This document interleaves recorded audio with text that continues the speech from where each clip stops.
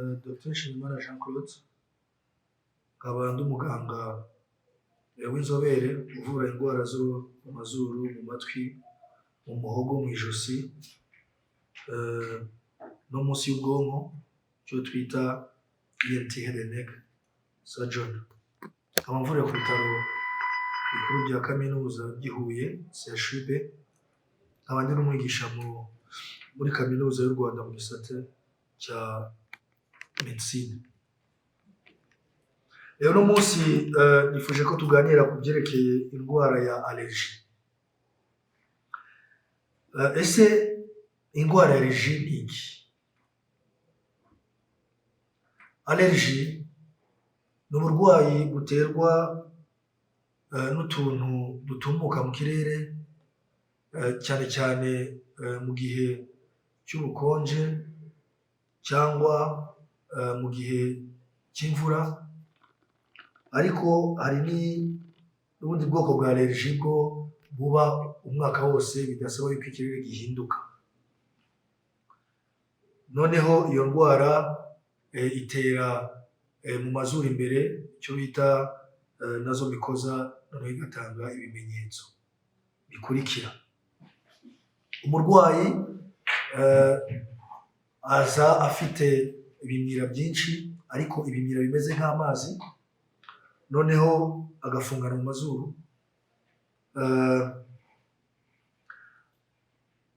akitsamura kenshi, noneho agashima, akuba izuru, agakuba no mu maso.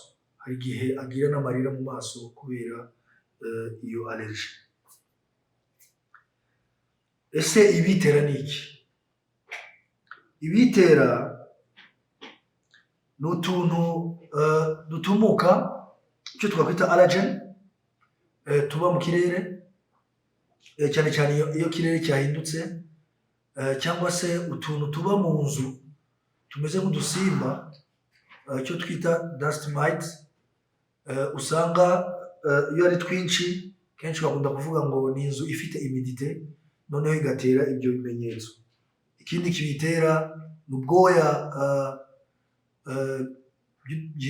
by'ibintu tuba dutuze mu rugo, cyane cyane nk'imbwa, inka, injangwe, udukwavu. Ubwo bwoya buba burimo utwo tuntu twitwa allergen, dutuma umuntu agira ibimenyetso bya allergie twavuze imbere. Ese iyo ndwara iravurwa? Yego, iravurwa. Icya mbere, ivurwa mu buryo bukurikira. Ni uko umurwayi agomba kwirinda icyo kintu kibitera, icyo kwita allergen. Ni ukuvuga ngo wirinda guhura n'iyo allergen cyangwa kuba en contact n'iyo allergen kugira ngo itakujyamo. Ubwo ni bwo buryo bwa mbere bwiza bwo kuvura iyo ndwara, ni uko umurwayi we yirinda guhura n'iyo allergen twayivuze, akirinda kuba muri iyo nzu irimo utwo tuntu tumeze nk'udusimba mu nzu, n'ubukonje, icyo bita humidité na dust mites, akirinda ibyo bikoko tuba dutuze mu rugo bifite ubwoya birimo utwo tuntu twa allergen. Nanone amaze kubyirinda iyo ndwara aba ari kuyikingira. Icya kabiri, iyo ibya mbere byanze, tuvuza imiti. Muraza kwa muganga tugasuzuma umurwayi, noneho tukamuha imiti. Imiti tumuha, hari imiti yo gupuriza amazuru, icyo bita topical nasal spray. Turayimuha agapuriza amazuru, agapuriza rimwe ku munsi, ariko agapuriza ukwezi kose kukuzura. Icya kabiri, tumuha ubwoko bw'imiti bwitwa antihistamine. Ni ibinini duha umurwayi, akanywa kanini kamwe rimwe gusa, nanone ariko akagafata ukwezi kose. Ubwoko bwa gatatu bw'imiti dutanga ni udutonyanga ashyira mu mazuru, icyo bita antidecongestant. Utwo natwo adushyiramo rimwe mu gitondo, saa sita, nimugoroba, ariko ntarenze iminsi 5 adushyiramo. Icyo gihe umurwayi aroroherwa, noneho agataha ameze neza. ese iyo ndwara yakwirindwa? Yego, mu kwirinda ni byari twavuze ko twirinda ibitera, nuko twirinda iyo allergen, icyo kintu kibitera, ni twa tuntu dutumuka cyane na twa dusimba tuba mu mazu aba arimo immunity. Ibyo ngibyo ubyirinze birashoboka rwose yuko udashobora kugira crise ya allergie. Ahubwo ikindi umuntu yakwibaza nuko ese iyo ndwara irakira? Iyi ndwara kenshi umuntu ayirwara ari uko hari ababyeyi cyangwa se mu muryango we hari abandi bayirwaye none bakayimuha mu maracyo bita genetic predisposition. Ni ukuvuga ngo rero iyo iki kintu bakiguhaye utaravuka ukakivukana biragoye kukira, ariko wirinda amakrize, kuko krize iza cyangwa se uburwayi buza iyo wahuye na ya allergen ugahura nayo then ukagira ubwo burwayi.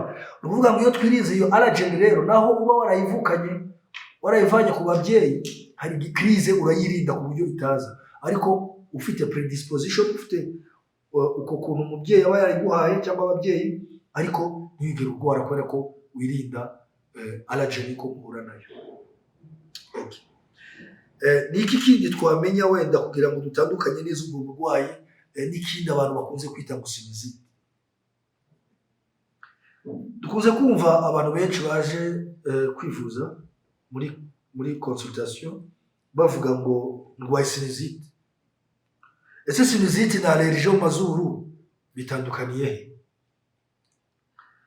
Allergie nkuko twabivuze hejuru, allergie ni indwara iterwa n'utuntu dutumuka, noneho turi mu kirere cyangwa se turi mu nzu, twa dusimba twavugaga, cyangwa se turi mu bwoya bw'ibyo tuba dutunze, nk'ibikoko dutunze mu rugo, noneho bigatuma mu mazuru habyimba, noneho hakaza utumyira, hakaza kwishima, hakaza kwitsamagura, hakaza gukuba n'amaso, ku buryo utumyira tuba tuza ariko tuba tumeze nk'amazi. Ariko sinusite yo ntabwo ari indwara dukura ku babyeyi. Sinusite ni indwara iterwa n'agakoko ka bagiteri. Agakoko ka bagiteri kaza kakajya mu masinisi. Sinisi ni utwobo tuba mu magufwa yo mu maso twita udusinisi. Utwo natwo ubundi tubamo fluid, tubamo utuntu tumeze nk'utuzi tugenda tuvamo tugaruka, natwo tuvamo ibingira. Muri sinusite rero umuntu yabahuye na bagiteri, ya bagiteri ikagenda noneho ikajya gutera infection cyangwa se ikibazo muri twa tuzi tuba mu masinisi, noneho utwo tuzi tugahinduka amashyira. Ibimenyetso rero bya sinusite byo birakomeye. Umurwayi acika intege, noneho akagira n'umuriro, noneho yunamye ameze nk'unama gutya akumva hano mu maso henda kugwa, akumva ibimyira ntabwo biba bimeze nk'amazi, ni ibimyira bifashe bikomeye kandi bihumura nabi. Noneho muri sinusite iyo umurwayi aje kwivuza aba ari umurwayi arembye, kuko aba afite bagiteri iri muri we. Noneho iyo umusabiye n'ibizamini cyane cyane nka sikanere cyangwa MRI, dore ko dusanzwe tubifite byose hano ku bitaro iwacu, uhita ubona itandukaniro, ukabona ko mu masinisi harimo amashyira, ukabona ko ari uburwayi butandukanye na allergie ari sinusite. Sinusite rero tuyivuza imiti itandukanye na allergie, tumuha amantibiyotike, ariko nanone tukarenzaho na ya miti ya allergie, kuko naho aba yabyimbye muri mikeze yo mu mazuru. Umurwayi ayifata iminsi hagati y'7 n'10 ma antibiyotike, kandi sinusite arakira, ukavuga ngo uyu arakize sinusite agataha. Ariko yuke ko allergie iyo igumana, ariko ugakomeza wirinda crise ziza zitewe na allergie.